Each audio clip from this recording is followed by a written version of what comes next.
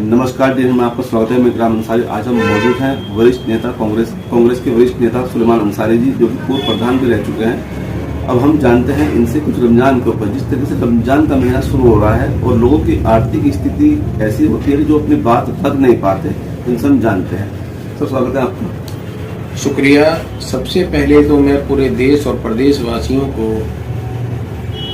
माह रमज़ान की बाबरकत महीने की बहुत बहुत दिली मुबारकबाद देता हूँ, क्योंकि रमज़ान और मुबारक का बड़ा ही बाबरकत महीना है। इस महीने में बहुत सारी खुशियाँ रमज़ान का महीना लेकर आता है, क्योंकि रमज़ान का ये जो बाबरकत महीना है, इस बाबरकत महीने में कलाम पाक की तिलावत होती है। हर मस्जिदों के अंदर तरावी का एहतमाम होता है, तरावी पढ़ी जाती है, क्योंकि तरावी सुन्नत है, तरावी ज़रूरी है पढ़ना। और रमज़ान के पूरे रोज़े रखें। ये मैं संदेश भी देना चाहता हूँ कि सभी जितने भी अपने मुसलमान भाई हैं, सब रोज़े का एहतमाम करें और पूरे माह रमज़ान के पूरे 30 दिन के रोज़े रखें और तरावी का भी एहतमाम करें, पूरी तरावी पढ़ें। अगर कोई कहीं 10 दिन की तरावी पढ़ रहा है तो ये मतलब नहीं कि वो 10 दिन की तरावी उसकी पूरी होगी, उसके बाद उसे पूरे महीने की तरावी भी अदा करनी चाहिए, क्योंकि तरावी पढ़ना सुन्नत है।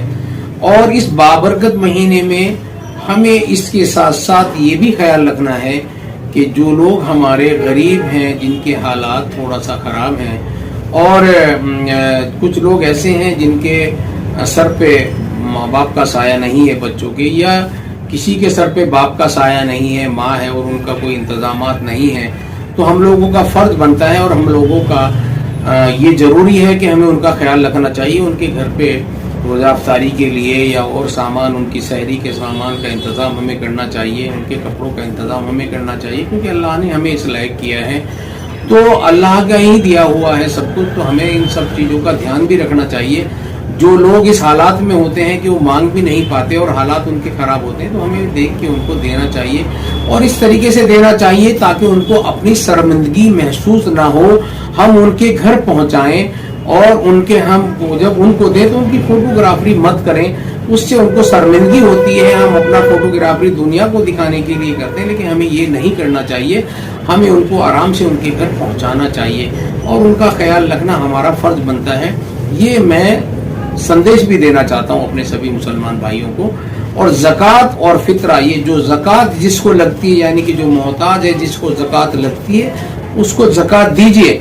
और जिस मदरसे को भी ज़कात जाती है, लगती है, उस मदरसे को भी ज़कात दीजिए। आप पहले देख लीजिए कि इस मदरसे के अंदर कितने यतीम बच्चे पढ़ते हैं, क्या इखराजात हैं, क्या इस मदरसे के खर्च हैं, वहाँ आपको देना चाहिए। कितने लोग और जगह से, ऐसी जगह से आ जाते हैं, उनको हमें देख के देना चाहिए कि भाई ये हमारा पैसा सही जगह जा रहा है या नहीं जा रहा है। और ज़्यादातर हमें गरीब लोगों की मदद करनी चाहिए और इस्लामिया मदरसों की मदद भी इसलिए करनी चाहिए कि उनका कोई जरिया नहीं होता, उनका कोई खाने कमाने का, उनका कोई वहाँ पे उसके जो अखराजात हैं, जो खर्च हैं, बिजली है, सब है, इमारत है, उसका कोई इंतजामात और नहीं होता। ये चंदे के उस पर ही चलता है और जो हम ज़कात देते हैं उस पर भी चलता है। लेकिन उसके साथ साथ हमें गरीब लोगों का, यतीम बच्चों का भी इसके साथ ध्यान रखना चाहिए। ये मैं जनता को भी संदेश देना चाहता हूँ और मैं भी चाहता हूँ कि मैं भी इस पे अपनी इस बात पे खरा उतरने की कोशिश करूँ।